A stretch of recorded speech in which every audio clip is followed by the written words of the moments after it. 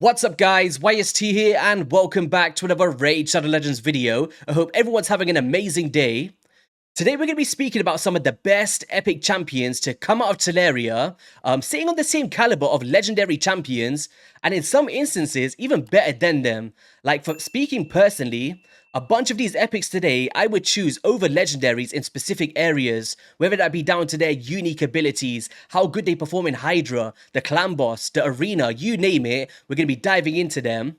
But it's also worth noting that I've been very harsh on my list. Like, I didn't just want to mention anybody that's good because there's a bunch of epics out there that's amazing. But we're just going to be speaking about the top of the top and the ones that I feel sit on that range. But before we do get into today's list, let's just hear a quick word from today's sponsor in Bloodline. Today's video is sponsored by Bloodline, Heroes of LEGGO'S, a game that's truly unique in the ways that you can collect your heroes, and it's a fantasy RPG where you can build your own kingdoms to become the next High Guardian of LEGGO'S. And you can download the game now for free on iOS or Android devices by scanning the QR code on screen or clicking my link in the description below. So one of the most unique elements of this game is the ability to marry any two bloodlines to create over 4,000 hybrid combinations with the likes of vampires, dragonborn, demigods, demons, you name it. As they're releasing new bloodlines every fortnight, the excitement of creating new hybrid combinations never comes to an end. And just have a check here of one of the newest bloodlines being added to the game in the Tide Raisers, who's one of the most powerful demigods to come from the fiercest seas. And if you guys are anything like me, I love to see my fantasy characters in full 3D graphics, which is where Bloodline swoops in with top tier visuals for your mobile phones and your smart devices, and there's so much content for you guys to indulge in, such as some guild wars, events, challenges, arena battles, you name it, Bloodline's got you covered. So if you wanted to know my favourite clan in the game, it's gotta be the Cursed Devela, who are basically ruthless assassins that turn to vampires from a corrupted ritual, and now they're on the search for blood and they're really cool to use in battle. And here's a highlight of one of the most impressive champions, the Lionsgate, who's a tank, and you can check out her new fresh skin right now, which looks really cool. So what are you waiting for, guys? You can download the game now for free on Android and iOS devices by simply clicking my link in the description below or scanning the QR code on screen, and this is going to enable you a starter pack with a value of $20 consisting of 1 summoning crystal, 100,000 gold and 100 diamonds. And for the first 30 players to leave their account ID and username in the first pinned comment below will receive a free Legendary Female Succubus Champion going by the name of Luxuriant, who is one of the best mages to carry you throughout your journey. So one last thank you to Bloodline, Heroes of LEGGO'S, for being the sponsor of today's video. I can't wait to keep carrying on my journey and to see you all in game. So alright then, to kick off this list, there is no other epic champion in the game I want to mention more first, and we're going to be heading into the Ogrian tribes and straight into Skrank himself, the Void Affinity attack champion. Now, he actually only came to my attention recently during the Hydra clash earlier this year, where my main DPS was the Walking Tomb Dreng to apply my burn debuffs. Phenomenal champion, by the way.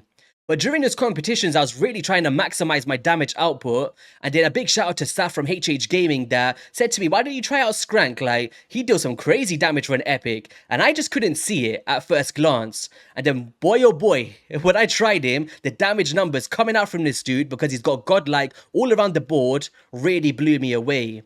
But even outside of the burn abilities and the damage, he's got a weaken on the A1 to coincide with some drop defense champions. And then on the A2, heals this champion by 15% of their max HP on each critical hit. And if you do this on a digested head, I have seen some astronomical numbers. And also an increased attack of his own when attacking targets under a burn, which he does place with this A3 alongside a turn meter fill upon a critical hit being active. So the synergy of all of the skills deals some crazy damage, but also this Pyromania is so unique in the ways it can increase his attack and his crit damage by 5% every single time a burn debuff triggers on an enemy and stacks up to 25%. And you can imagine, once you scale this against the Hydra boss, you're going to be having a field day out there. So yeah, one of the best champions that I've come across this year. So next up, we got to head into the Shadowkin faction, my favorite in the game, of course. Sorry, Genzin, we're going to get a quick highlight for you, even though it's an epic video, but boom, we had to get the mask out. But it's got to be Taraji the Frog, right? And I'm pretty sure many of you guys are aware of this by now, but his Bog Blessing is so unique in the ways that it can place a shield and a 50% ally protection in the same ability, with a reflect damage, and a heal that increases according to the amount of poison debuffs on the enemy team. Now, when we start thinking about the Demon Lord clan boss, poison is one of those debuffs we want the most, right? And if you can start to stack this up, the value of this self-heal is going to be very cool, right? And having this all-in-one ability as well is super unique in this game. Now, if you do want to use him elsewhere, whether that be faction wars, secret rooms, or just anywhere in the game you kind of want these abilities, we have a provoke as well on an AoE. We've got a decreased attack on the default, and then a 5% poison on the attacker for 2 turns, which occurs once per hit. And this is very good for Affinity Clan boss, where you're getting hit multiple times, with a resisting all battles aura by 40. So yeah, overall synergies for outside of clan boss, but primarily for it, one of the best epic champions in the game that I was definitely looking for on the free-to-play account as well. Now next up, Geomancer. You know, we have got some spicy picks in here that you might not have been anticipating, but stay tuned for those, guys. Geomancer is super unique in the way that he utilizes his Stone Guard passive, where he decreases the damage all allies receive by 15% and deflects that damage onto each enemy under a HP burn placed by this champion. And I've been using him in Iron Twins Fortress, the Clan Boss, the Eternal Dragon, just literally the infamous boss killer in Raid, right? Definitely Legendary-esque in the ways this happens. And also an underrated part is the damage reduction. Like, this really keeps you alive, and I remember when I was doing the Clan Boss draft with EPICS only, like the 15% was a lot more valuable than I anticipated. And then also he's got this burn ability with a weaken, a 3-turn duration, which is great, a turn meter depletion, which also fills this champion's turn meter to the amount the target loses, and then a way to strip some buffs from an enemy, whether that be some stolen buffs in the Hydra boss, you could take some of those back, and then a decreased accuracy on the default skill, so you won't need as much resistance on your champions, granted that you've got it on all of your enemies. So yeah, Geomancer, he stands as one of those champions that's definitely legendary-esque in this game. Next up, we'll be heading into the Dark Elves, and it's going to be a free champion in Mr. Dark Hail. Somebody that I used for ages. I want to say at least a good year until I got my Corvus the Corruptor. But even then, like, they're fulfilling very similar roles in the way that I'll be utilizing them in my Poison Explosion teams. Now, what it comes down to is, if you're doing the normal mode of the Ice Golem, we've got a bunch of poisons in here with a poison sensitivity in the same skill. Even for like the Dragon Boss, right, it's going to be great. Or even in the Fire Knight, because he's got an A1 that can crack the shield. You go in with the poisons, and then you can extend the value of poisons as well to detonate with someone like a Elenaru or a Zavia, and then kaboom, combust all of those. But you can also just extend all debuffs. That's what I love about this. It's like, as long as you've got each critical hits, there's a 100% chance of increasing that by 1 turn with a decreased attack in the same skill. But one of the best parts also is the decreased crit rate on enemies of 2 or more poisons by 15%, alleviating those bad crits from those bosses, right? You know, there's loads of times where runs fail because of bad crits, and this comes in and sweeps up the slack for you. So yeah, really cool, and he's free to get from the normal Doom Tower by gathering fragments from the secret rooms. So out of the Dark Elves and straight into the Wood Elves in the Sylvan Watchers faction, we've got to mention White Dryad Nia, like one of my most favorite champions from this faction entirely. And what it comes down to is the Righteous Revival, where she can remove all debuffs from a target ally, then heals them by 40%, and if the target is not this champion, will decrease the cooldowns of all that target skills by 2 turns. Now, she's not like super good in auto battles in the Hydra boss from what I was playtesting, but if you're anything like me, I still manual my runs, there's nothing wrong with that. I was kind of using this to reset my Husk, for instance, or my Geomancer, and proccing out multiple burns and consistently healing them up and picking and choosing who we want to reset. I remember there was times where I was using my Duchess Lilitu, I didn't have my revive ability ready, I just resetted the cooldowns, got my champions back, and then boom, I was straight on the bike to victory. But also with this, we've got an ally protection and a strengthening the same ability on a 3-turn cooldown. Great for so many areas in the game, right? And a decreased speed AoE ability, very similar to Chris A1. And then a broad roots, whenever this champion is healed, will heal each ally except this champion by 20% of that heal. So White Dryad Nia might be pretty hard to auto her into teams to select where this goes at any given time. But when you start speaking about manual encounters, especially for Hydra, definitely one to watch out for, guys. But let me know where you guys use her elsewhere, because I've only been using for Hydra, but I can see the value for like Clan Boss as well. Like just for this ability alone, on a 3-turn cooldown, like if I had this in progression, that's really, really strong. 2 of the best forms of damage mitigation in Raid. So next up, we're going to be heading into the Knights Revenant faction. It's got to be one that I've been using a ton. Whisper.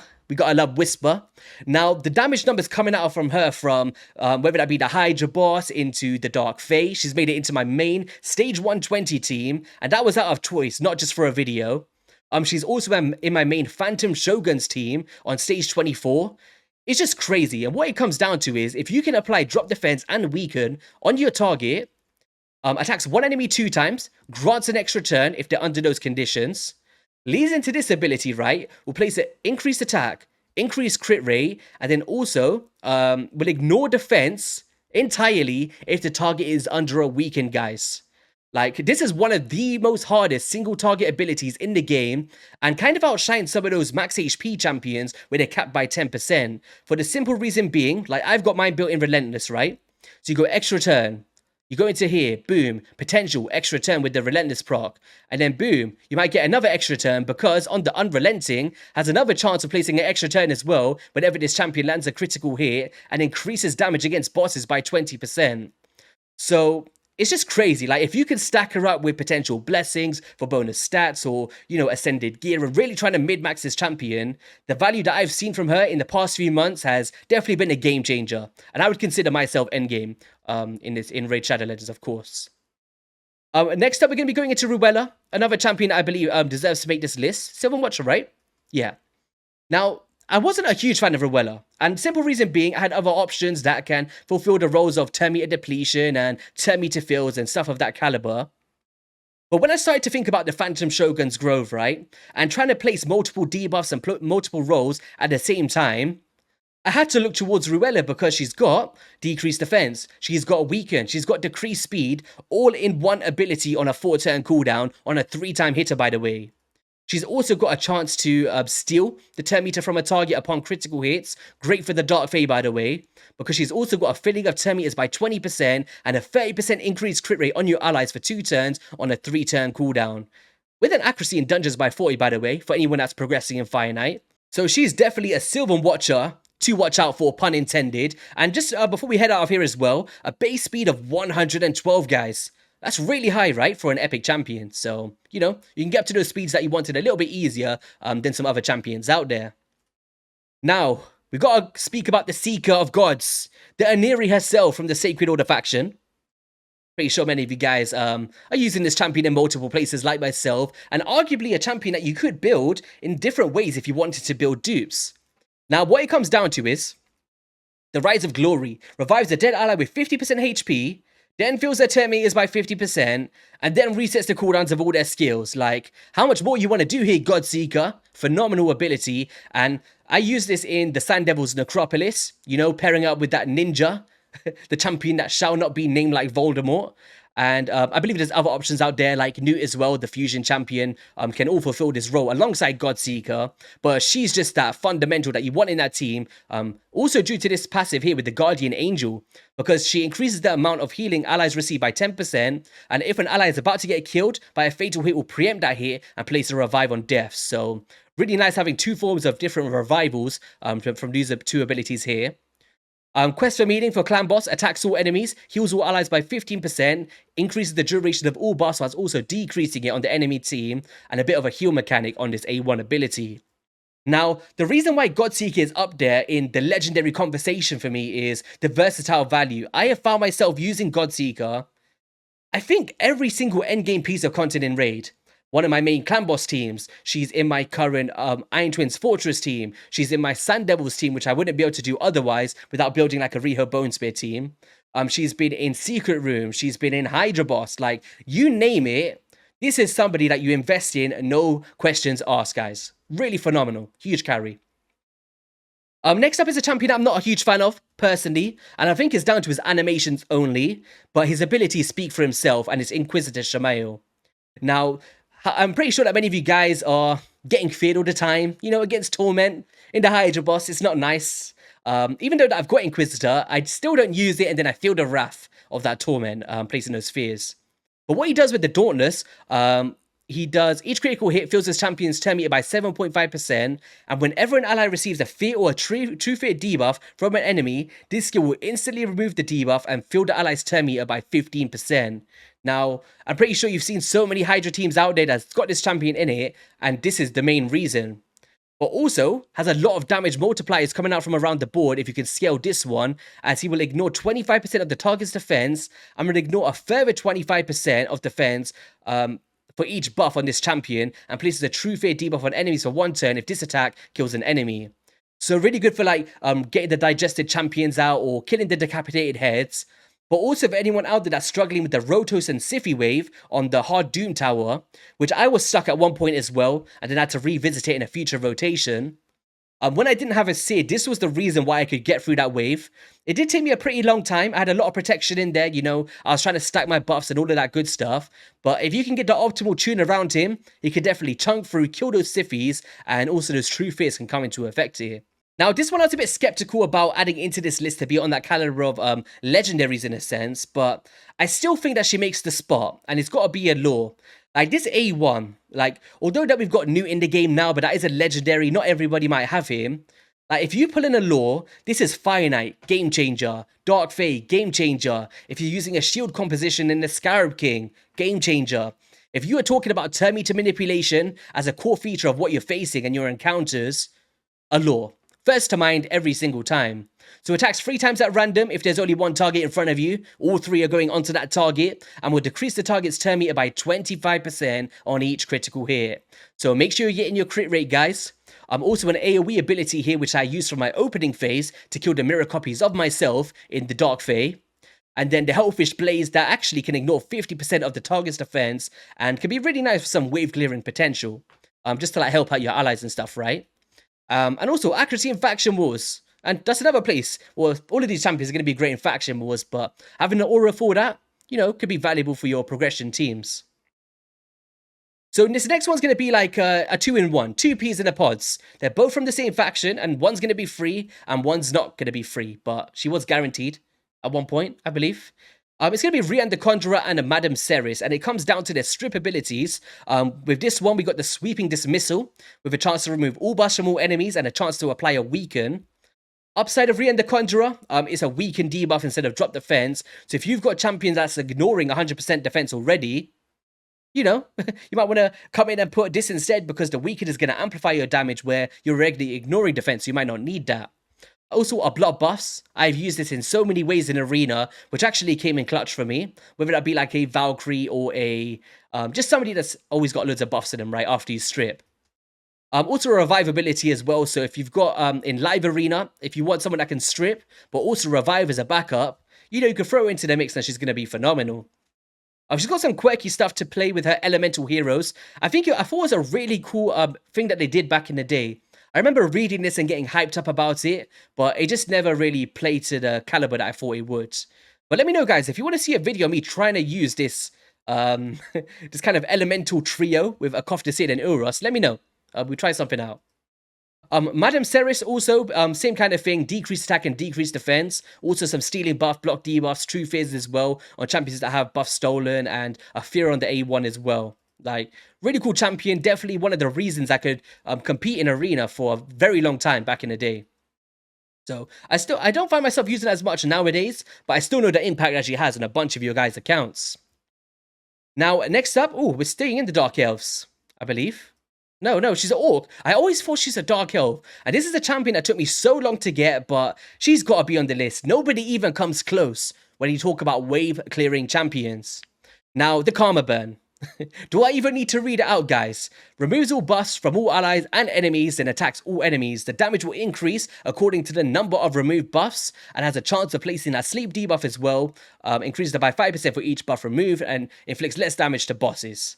Now, phenomenal ability. Like, before Seer, I was using, like, the craziest slow teams of Coroner, Manaya, trying to provoke the enemy waves in the Doom Tower. And that's how I cleared the first 3 rotations without a Seer composition. But now that we've kind of, you know, we've done all the strategies, we've done all the fun stuff, and now I'm just trying to speed up my game every single day because it's kind of what you Shadow Legends. You know, it takes like 4 hours to do your dailies every day. So speeding up as much as I can on a daily basis is something I had to make the switch to.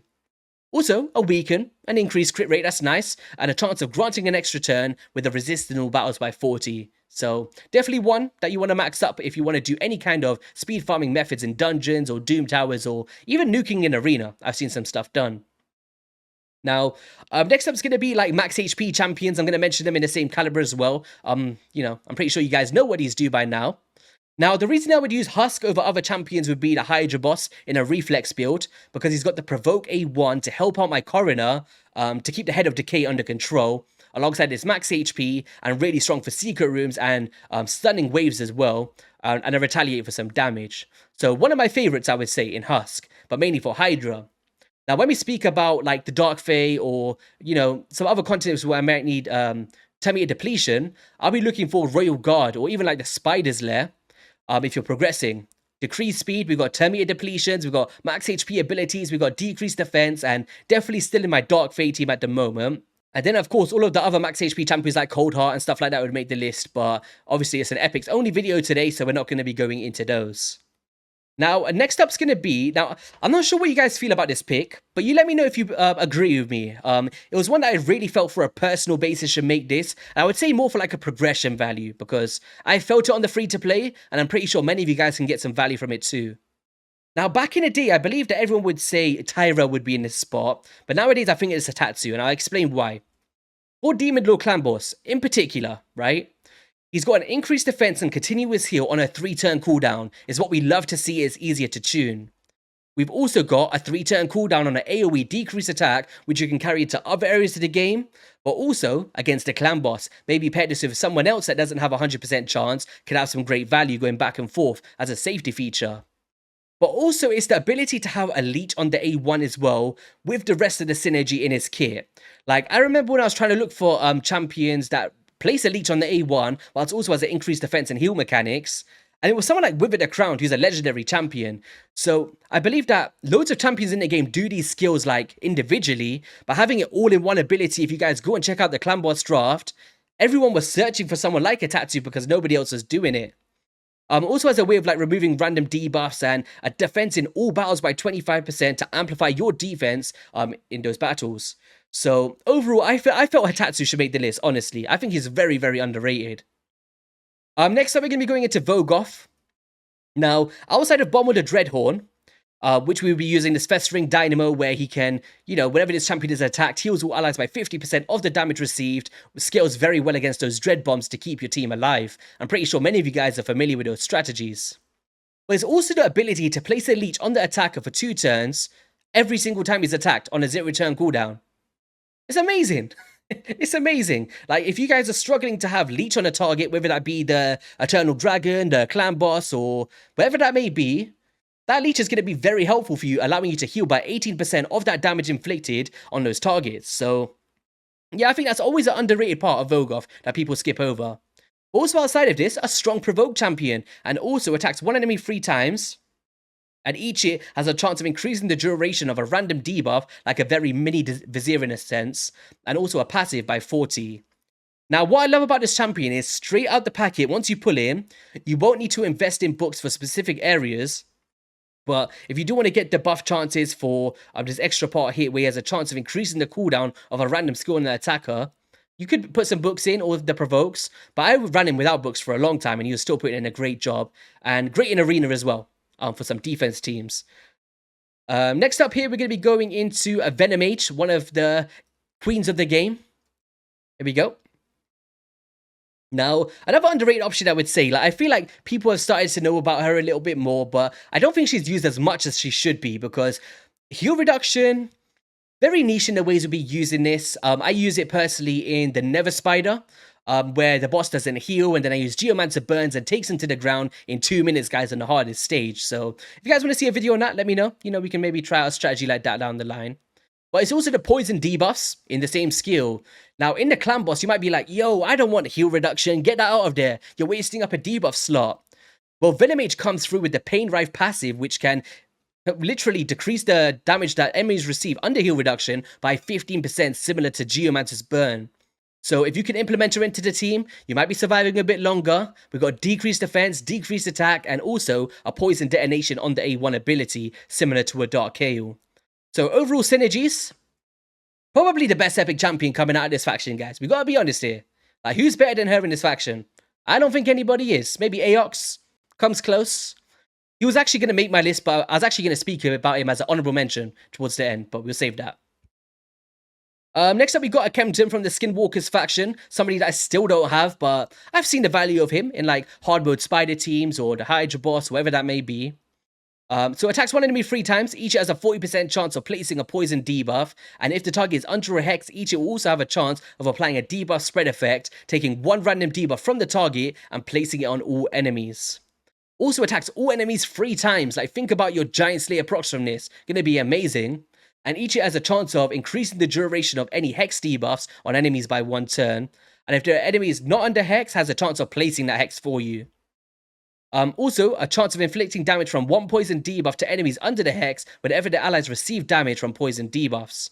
So, you know, overall synergies, I've seen this used in so many areas, but one of the main ones being the spiders for like speed farm strategies. But you guys let me know in the comment section below, where do you use Eurochem on your account? But just because I've seen how much value he does have for players, I had to include him in the list for you guys, even though I've never tried him. It's a sad time. Come to my account, Kempton. Come to my account. Next up here, we got another free champion. I don't think he gets enough hype, to be fair. And it's going to be Archmage Helmet, or Archmage, however you say it. Now, you get him pretty early on into the normal Doom Tower journey from Secret Rooms. And the Psychic Guidance, increased speed, increased crit rate, increased crit damage on not just himself, but all allies for 2 turns on a 3-turn cooldown. Like, speak about what else do you want more here, right? But also, on the time slip, attacks 1 enemy, and then also attacks all other enemies if the first attack is critical. So make sure you guys are keeping your eye on the target with that one. And the second, it has a chance of placing a stun, a debuff for 1 turn. And after attacking, decrease the determinants of enemies without the stun. Like, if you just want to control waves, control speed manipulation, and, you know, cycle your abilities, amplify your damage, and you can't reach the stat thresholds like 100% crit rate, or you just want more crit damage, Archmage comes in, cuts up the slack, whilst also applying crowd control for those enemies, and is so strong for the Doom Tower and arena progression. And he's also immune to turn meter decrease effect, guys, with the speed in arena battles by 17% if you don't have any other ones out there. Now, of course, we've got Sun Wukong and stuff nowadays, so, you know, a bit of a power creep there. You might not need the aura. But I think for Doom Tower, I actually honestly believe that if this was a Doom Tower aura, you might be getting a lot more play as a lead position champion, right? Going into the Knight's Revenant, we have got Erected Wrath. Phenomenal. Phenomenal. Revives a single ally with 60% HP and fills the turn meters by 60%. Then will place a perfect veil on them for 3 turns. Really, really cool, right? Then also in the Necro Mutation, heals all allies by 20% of this champion's max HP. After healing, will place a perfect veil for 2 turns on all allies with full HP and a continuous heal for 1 turn instead on allies with less than 100% HP. Now, once again, countering the Head of Torment in a sense with the perfect veils. We've got damage reduction for stuff like Bommel, because with the Master of Ghosts, for targets under those conditions, will increase the resistance by 50, with the resist aura by 55 in Doom Tower, and a decreased attack A1. So for the strategy with Bomb, I'd use Tutor Rhyme High, decrease accuracy, and then I would have like a Erected Draft for all of this resist manipulation here.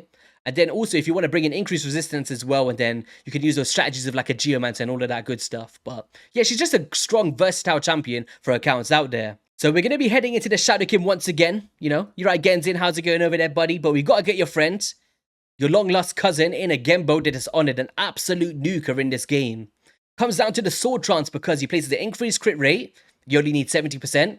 Increased crit damage on this champion for 3 turns, grants an extra turn, and kaboom. The Leorius Killer. Attacks all enemies, has a chance of decreasing the duration of all buffs by 1 turn, cannot be resisted on critical hits. And then also this passive ability is immune to decreased attack, whilst also ignoring unkillable buffs when attacking under increased attack.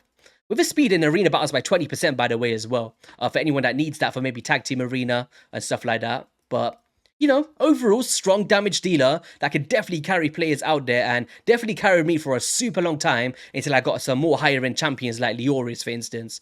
So, definitely had to make the list there. Going into the little ones, we got the Dwarfs, Firegun Isbel. I told you guys we got some secret picks for you guys today, ones you haven't probably heard of in a while. And she was a part of one of the most recent fusions, and she is absolutely astounding. For Bomb with the Dreadhorn, guys. If you're trying, I know that people say, oh, we don't really farm Bomb with the Dreadhorn, you know, I already got a strategy, it already works. But we gotta remember that not everybody has a Nishak Vermin Lord. Not everybody has those other strategies like a Geomancer Burn, right?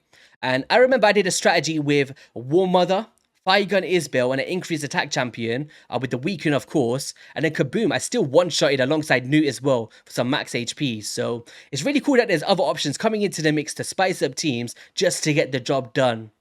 Now, what it comes down to and why she's so unique to make my list is she places a weaken to amplify your bomb damage. And then she also grants an extra turn if the weaken is placed on all enemies. But if you're going first, only the bomb was going to be in front of you. Therefore, extra turn will happen. Then you lead into the Tracer Slugs, will place 2 bombs that will deal 50% more damage against targets with higher than 200,000 max HP. So basically half the value of a Nishak Vermin Lord in a sense. So very, very strong. And in terms of damage multipliers after the bomb calculations, it's sitting only 1 multiplier below War Mother, who's a legendary champion, guys. And because she's got the weaken in there as well, you can remove 1 champion from the situation and bring in somebody else, like another bomber, right? So yeah. Fire Gun Isbel, phenomenal, 4 Bomber the Dreadhorn, and also some nice value elsewhere for like faction wars and stuff. Okay, so we've got to be speaking about one of the hardest hitting champions in the game from the Demon Spawn faction in Magna. And it all comes down to this percussive pound, attacks all enemies, extra hit on enemies without HP burn debuffs, and a chance of placing a stun debuff for enemies under HP burn debuffs. So really, really strong ability, and I'm pretty sure you've been nuked by this in the arena by some point by somebody out there. I am definitely a victim of his onslaught that he can do. He's also got this debuff spread effect as well on the target, placing him on all enemies under HP burn, and increases the duration of burns as well, and a decreased defense on the A1. So yeah, it basically comes down to the strong nuking abilities, the tankiness of being a HP-based champion and scaling off it, and yeah, definitely one that was amazing to be a part of a fusion. I believe he was a part of a fusion back in the day alongside Cornelia. Correct me if I'm wrong though. So next up, we're heading straight into the Sylvan Watchers again. Big shout out to Nubbraids. I know he's a huge fan of this champion. I don't currently have him, but it's Misrider Dahi and the ways that he can do extra turn after extra turn and deal some crazy damage around the board, and his overall output is just phenomenal, guys. Now, what it comes down to is increased attack on himself. That's great, but also when it increased accuracy to himself. Now, a problem with a lot of these damage dealers slash debuffers is you're like, well, how do I build this champion, right? Like, you know, do I want to go full damage? Do I want to go hybrid? But someone with a self-increased accuracy alleviates some of those stats for you. So you can come through, place a decreased defense, and if you place it on all enemies, will give you an extra turn again, guys. Lead into the A1 and Kaboom, and then also has another chance of granting an extra turn. So I think the extra turn mechanics, cycling skills effectively, and dealing single but also AoE damage, he's one to look out for from the Sylvan Watchers. I said that twice now. Watch out for Watchers. Pun intended, but this time wasn't. There we go. I'm actually staying in this faction. Another one to watch out for. We got a new champion in Isla Lifebraid, who I've seen a lot of you guys through comment sections. Let me know when in the Discord and stuff and in DMs that she is actually really surprising in the way she performs. But she looks really cool, right? So let's dive into this. So she's got a block debuffs on all allies for 2 turns on a 4-turn cooldown. Then will heal all allies by 30% of their max HP. That's pretty sweet, right? Also an increased accuracy in all allies for 2 turns for an epic champion. I love to see that. And also a chance to place a sleep, which I wouldn't be utilizing personally, but maybe a spin for something like the Sand Devils, for instance. 100% chance. Not sure how valuable that can be though. But she's also got like a restoration of destroyed max HP, which is pretty rare. On the ally with the most destroyed HP by 25% of their destroyed HP. But one of the most unique parts is this here with the Rhythmic Flow, which has a 12% chance of activating an instant turn effect on this champion or an ally using any active skill. If there are multiple champions on the team with the skill, only one will activate, but it's kind of like a relentless for your whole team all of the time on a 1-turn cooldown when they're using active skills. And I think that's phenomenal. Like, I would probably want to use this in the Hydra boss just to see how many times we can come through and deal some extra damage there, right? So, yeah, I felt like she should make the list here today for that uniqueness, I would say, from this passive ability. I don't think any other epic in the game currently can do what she does. Heading into the Sacred Orders, we got Deacon Armstrong, Time Compression, Clan Boss, Arena, Doom Tower, Secret Rooms, Faction Wars, you name it, he's a phenomenal champion, guys, okay? Fills the determinants of all allies by 15% and then decrease the determinants of all enemies by 15%. Then will grant the extra turn, lead into the Sweeping Retribution and Kaboom, decrease defense on all enemies, and a leech on the A1, and a speed aura. He's just part of so many teams out there, guys. Dark Fate as well, like turn meter manipulating teams, set up for the arena. One of the most versatile champions in this game in Deacon Armstrong. And next up here, we're going to be going into the only counterattack champion in the game. Skull Crusher. Did you guys think I froze there for a second? Skull Crusher, I don't know what the deal is with Raid. Like, if there's anyone from the Raid team watching this video by some chance, the person that's making me into the game with the Genzin skin, and never gonna happen, but please bring in some more counter-attack options. Like, for God's sake, like a Void One or something. Like, we just need to see some new options here, right?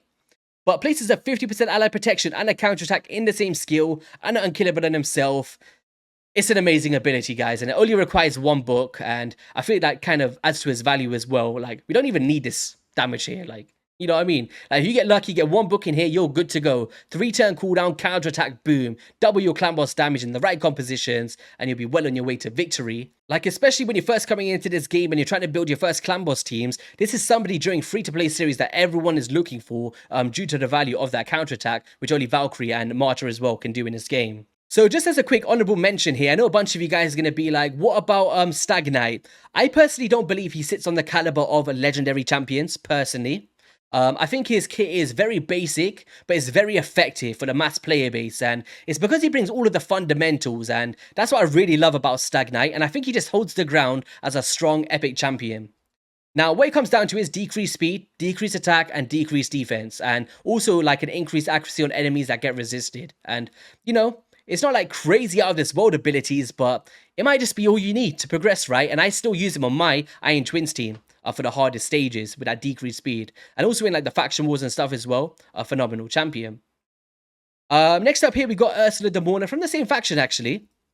And it comes down to the reviving of all allies. That's pretty strong in itself for an epic, right? Then fills their turn meters by 50% and places a 60% increased defense buff and a 25% strengthen on all allies for 3 turns on a 5-turn cooldown.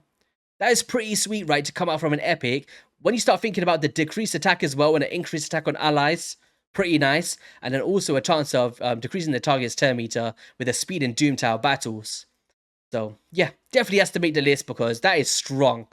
That is really strong to coincide with all of this, especially in like Hydra Boss as well, right? Ooh, who do we go with next? Like, I've saved some here for a little while, like the Clan Boss champions and all of that good stuff. Okay, let's do it. We got to speak about the block damage, the unkillables. We're going to go to Demiffa. Now, Demiffa, not Melga. Demiffa is in my current Clan Boss team. I am using it today as we speak. It comes down to this 3-turn cooldown block damage. Phenomenal, right? Also increases the duration of all buffs as well, very similar to the Godseeker Neri with their heal and stuff, and an A1 that can place a shield buff for 2 turns equal to 10% of this champion's max HP on the ally with the lowest HP.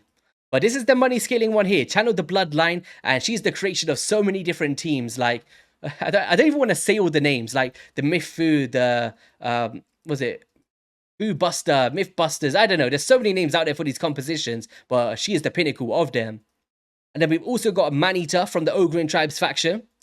You know, he comes down to this Ancient Blood, unkillable and block debuffs on a 5-turn cooldown, and also some great damage around the board. And can actually be used for like turn meter depletion and decreased attack as well, like you may have seen in the faction games where I was using the Ogrians. So yeah, Masters of Clan Boss, but you guys don't need me to tell you that. I'm pretty sure everyone is aware of these champions by now. So this next one has to make the list 100%, and it's got to be Seeker. Like, how many times have you watched like a Clan Boss video or seen a Clan Boss team and you're like, how many other champions, like, who can you swap out here, right, for Seeker? And the fact is, not really anyone else can fulfill the role he does in some of these teams, right? So the Tailwind fills the turn meters of all allies by 30%, and an increased attack, and then it's the grant extra turn mechanic, effectively making this like a 2-turn cooldown in a sense. And he's phenomenal, even for like an arena as well. Like, he's one of the best champions in terms of epics in this game, and I currently use him in my Clan Boss team as well, for that simple reason being. Next up, we're going to go into like one more damage champion. We got a Gala Long Braids. Can absolutely smack everybody around in the arena. She might be small, but she's a menace. She attacks one enemy 3 times, ignores 25% of the target's defense, and then will grant an extra turn if this champion has full HP after using his skill. So you go boom, boom, boom, kill a target, leaning with a fearless aggression, and then boom, ignores 50% of the target's defense guys whilst under a shield buff. And there has been so many times where I've been smacked up around this, and it wasn't a happy time. I was a bit upset when I got smacked about it. I was like, I thought these legendary champions could save me, but nobody could stand the wrath of the god of long braids and offense there. So yeah, I guess that's going to be all for my list today, guys. I think we did a pretty good job covering some of the champions that I feel have tremendous value in this game. And I also want to reiterate that it doesn't mean that all of the other epics are trash or anything like that. There is so many amazing epics that can carry you without the need of legendary champions. Like, just have a look at Morag Bronzelock, for instance, like as the honorable mention, teaming up with allies. We've got Cornelia for some arena potentials of AoE sleep, right? And some quirky Doom Tower stuff, which she can't do bubble anymore, so I had to take her out the list. But there is so many in this game, but when we're speaking about, you know, uniqueness and kind of sitting on that caliber of legendaries, these are the ones that I felt comfortable making my list today. But also let me know in the comment section below which champions you felt that should have definitely made it today, guys. So yeah, on that note, have an amazing rest of your day, and I'll catch you all on a video soon. Peace.